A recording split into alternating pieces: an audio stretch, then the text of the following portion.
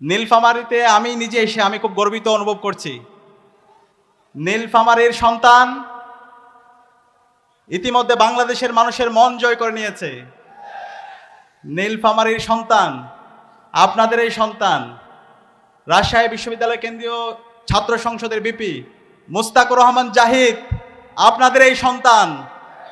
রাজশাহী বিশ্ববিদ্যালয়ের শিক্ষার্থীরা ইনসাফের পক্ষে অবস্থান করে মুস্তাকুর রহমান জাহিদকে বিপুল ব্যবধানে বিজয়ী করেছে। একই সাথে আপনাদের এই সন্তান সর্বশেষ জগন্নাথ বিশ্ববিদ্যালয়ে কেন্দ্রীয় শিক্ষার্থী সংসদের যে নির্বাচন হয়েছে, সেই নির্বাচনে জিএস হিসাবে আব্দুল আলী মারিফকে ব্যাপক ব্যবধানে বিজয়ী করেছে। তাহলে আমরা নীলফামারী থেকে বিপিও পেলাম, এরপর কি পেলাম? জিএসও পেলাম।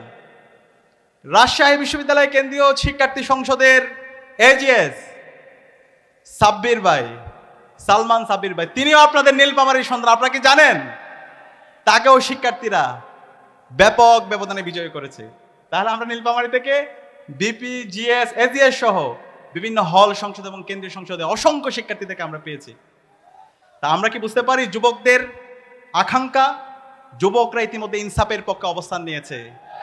বাংলাদেশে যে 4 কোটি তরুণরা আছে, সেই তরুণরা ইনসাফের পক্ষে অবস্থান নিয়েছে।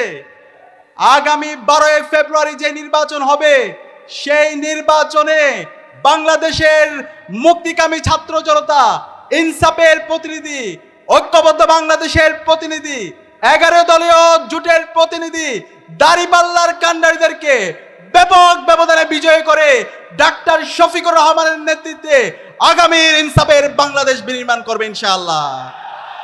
আপনারা কি পারবেন? নীলফামারীর যে 4টা আসন আছে, সেই 4টা আসন ডাক্তার শফিকুর রহমানকে উপহার দিতে ইনশাআল্লাহ।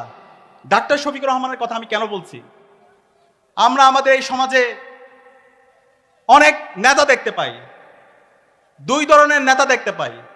এক ধরনের নেতা হলো তারা বলে আমি এটা করব, ওইটা করব। নির্বাচন আসলে তারা আরো বিভিন্ন ধরনের প্রতিশ্রুতি দেয়। আপনারা দেখতে পান না? এই যে আপনাদের এখানে যে প্রার্থী হয়েছে, এখন বলতেছে না এটা করব, ওইটা করব। কিন্তু বিগত সময় কি আপনারা তাকে পাইছেন? বিগত সময়ে সে করেছিল, উড়াল দিয়েছিল। কিন্তু ডাক্তার শফিকুর রহমান আপনাদেরকে ছেড়ে কি গিয়েছে? জামাতের নেতৃবৃন্দ কি আপনাদেরকে ছেড়ে গিয়েছে? তারা জনতার কাতারে ছিল। গত 16 বছরে ফেসিবাদী শাসন আমলে ডাক্তার শফিকুর রহমান জনতার কাতারে ছিল। ডাক্তার শফিকুর রহমানের নেতৃত্বে বাংলাদেশ জামাত ইসলামের নেতৃবৃন্দ যারা ছিল, তারা জনতার কাতারে ছিল। দেশের যে কোনো দুর্যোগে ডাক্তার শফিকুর রহমান জনতার কাতারে মিশে গিয়েছিল।